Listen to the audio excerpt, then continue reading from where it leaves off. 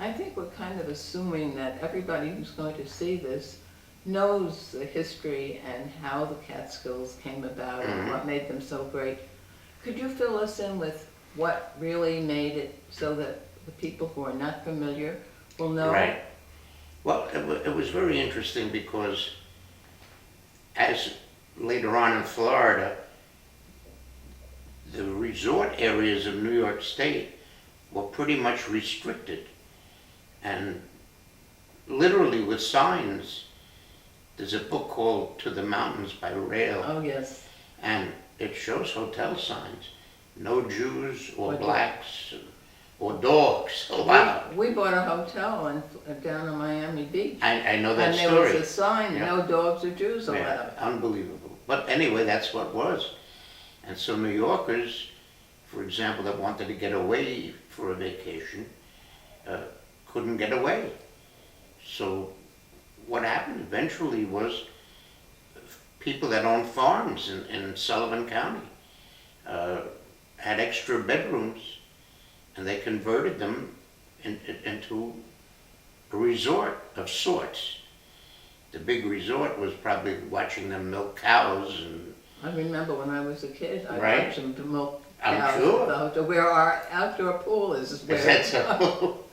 And I just remember that was the ultimate start to the Catskill Mountains. And each year more and more places sprung up, none of them very large. Small, but they served a purpose. And then hotels got larger. And as they got larger, they had to have more activities for the guests.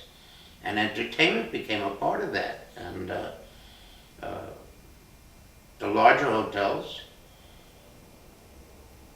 then stayed open all year round instead of the Memorial Day to Labor Day, which was the beginnings of the hotels. And they had 52 weeks a year. And then they had to build, as Grossingers did, an ice skating rink and a ski lodge and a ski mountain, and it all became a whole different story. When I was a kid, we used to skate on the duck pond, which Right. was one of the holes On of the golf course, the original golf course. That original 9-hole golf course is still there. Yes, I know. And And wasn't it the fact that they felt comfortable there, they felt that they were at home, and they had families? and originally it was all 100% Jewish clientele. Yes.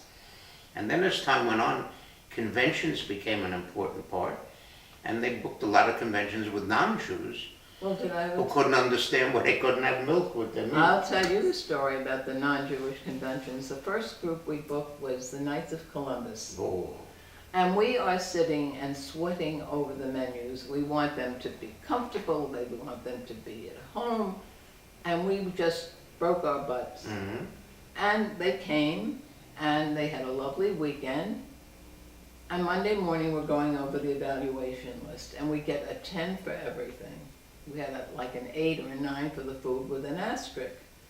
And we looked down at the bottom, and they said, "Where were the balences and potato pancakes?" That's what we came to Grossinger2. Oh my, see, sometimes we overprotect Yes. ourselves.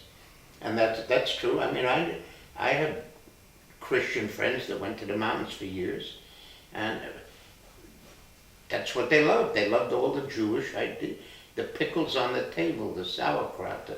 They loved that end of it.